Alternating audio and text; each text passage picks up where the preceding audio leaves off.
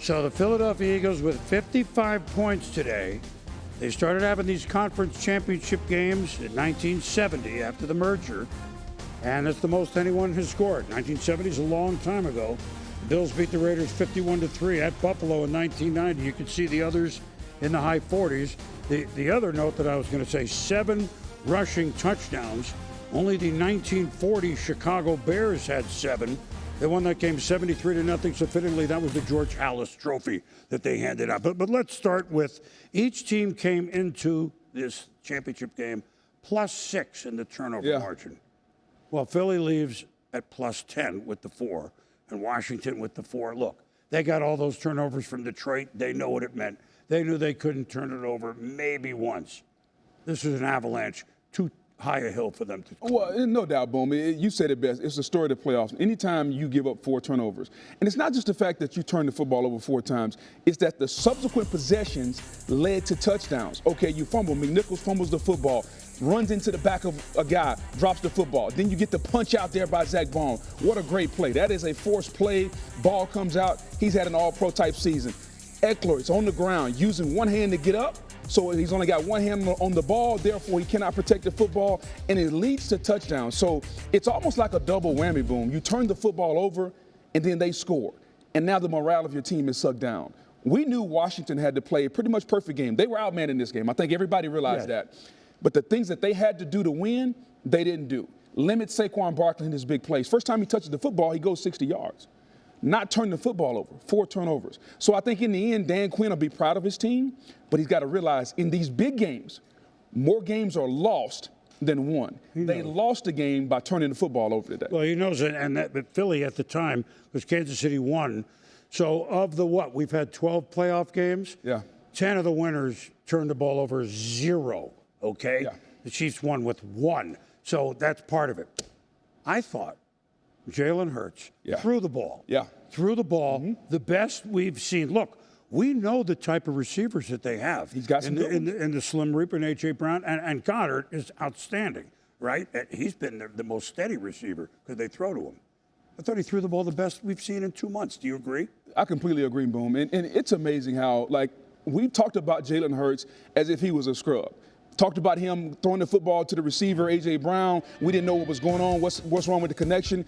Today, he probably played his best football game of the season. He was accurate. The football came out. And the connection between him and A.J. Brown, which we thought should have been that way all season, was back again today. This was the version of Jalen Hurts that I think everybody in Philadelphia expected to see. He gets a bad rap because they have the best offensive line in football. And they got the best running back in football in Saquon Barkley. Everybody wants Jalen Hurts to throw for 300 yards a game. He's just got to continue to be himself. They're going to run the ball. They ran the football over 230 yards today, but it was his connection in those key moments. When you line up one-on-one against A.J. Brown, can I get the football to him? This version of Jalen Hurts is just fine. And I think everybody in Philly, more importantly, everybody across America who was disrespecting him, saying that he couldn't play, he was the weak link, they owe him an apology because he played his behind off today. Well, no weak link by our eyes today, and no weak link in the eyes of his coach, Nick Sirianni. It's amazing how much doubt there is sometimes. I can't quite comprehend it because, it doesn't look like people think it should look like. But the guy has been clutch. He's won a ton of football games. But you ran for this many yards. We don't care how we win. We don't care. If we rush for 300 and pass for 1 and we win, great. If we rush for 1 and pass for 300, great. Who cares? We've just continued to win. He's just continued to win, and I think the criticism is, whatever. He just wins. And I said what I said after the game, and that's kind of how I feel. Well, he'll do that. He's Philly all the way. And Nick Sirianni has taken a team to the Super Bowl for the 2nd time in 4 years. And Boom. Say what you want. Exactly. Say what you want. They wanted to fire him early in the season, Boom, remember? He was raving to the crowd, get Sirianni out of there. It's amazing how some of these coaches, and I go back to Ryan Day in college football. Ryan Day just won a national championship at Ohio State. His fan base wanted to fire him after he lost the Michigan game. And you look at Ryan Day's record, it's like 69-10, impeccable record. You look at Nick Sirianni's record. He's going to the Super Bowl again, Boom. He's got a team that's about to go back to and have an opportunity to slay the dragon in Kansas City. Regardless of his method, his style may be unconventional. They may not throw it across the lot. He wins football games. And I think the number one job of a coach is to get your players to follow, to come up with a game plan to put your players in the best position. Everybody wants them to throw the football to Devontae Smith and A.J. Brown.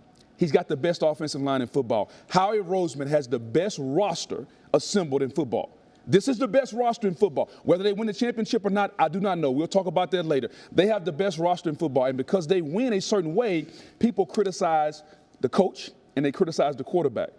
The name of the game is to win. Mm-hmm. And Nick Sirianni deserves a lot of credit for how they win. You know, I could tell this is big because you bring this out 21st century. Yeah, I mean, this is technology. I could tell this is big. But on the Eagles, you said it a different way than I would. They have very few question marks, the Philadelphia Eagles. I mean, nobody bats 1,000, right? There's a hole here and there.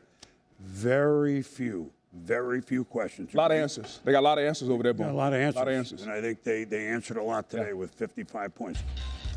The Commanders picked the wrong time and the wrong team to turn it over because they were great at it all year. Against the rest of the league in 17 games, turned it over 10, the young Commanders. Against the Eagles in the 3 games 4 times today, 10 in the 3 games. Philly knew it. Our intrepid Sal Paolantonio with one of the guys responsible for the turnovers today, Eagles linebacker Zach Vaughn. 2 punch outs for you, caused 4 turnovers overall for your defense. What was it about your defense that said you're going to come in here and dominate like this? Yeah, just doing what we do. Take the ball away, play a physical brand of football, over-communicate out there on the field, and just play our brand of football, and that's what we did. Well, for your credit, I didn't, they caused them. It wasn't, fumbled snap or, something that was, reckless in that way. They caused them. And so I'd be remiss if I didn't point out to, that's a good job by Fangio and their crew of creating the ball. And like we said, we knew both teams were at +6 after 2 games. So it was something we talked about a lot, to winning the turnover margin in this game. And so over 7 weeks, we've been, pretty complimentary in that spot, and this was our first time not doing that. And that's the right thing for DQ to say. No question. The last was just a Hail Mary type of throw, so that the last was an interception. Right. Washington won 4 games last year. New owner, new general manager, new coach, new quarterback. A. That's a pretty good report card. I understand it hurts on this day. And Jaden now is the 6th rookie to try to lead a team out of the championship game into the Super Bowl. It didn't work. But my goodness, is the sun shining on the Washington. No doubt, Boom. They have the one thing that you want as a player in professional football, hope, and a quarterback. Jaden Daniels has reinvigorated that city. He's reinvigorated that team. And I know they didn't win today. And they're going to figure it out, and they're going to look at this team and figure out what they need. They got to get better in the secondary. They need a star corner. Lattimore, I'm sorry, he's not in anymore. They're going to need an edge rusher. Bobby Wagner is giving you a ton at the linebacker position, but they have to get a little bit younger there. And offensively, he needs more weapons. But because the quarterback is a force multiplier, watch how many people want to go play for Washington now.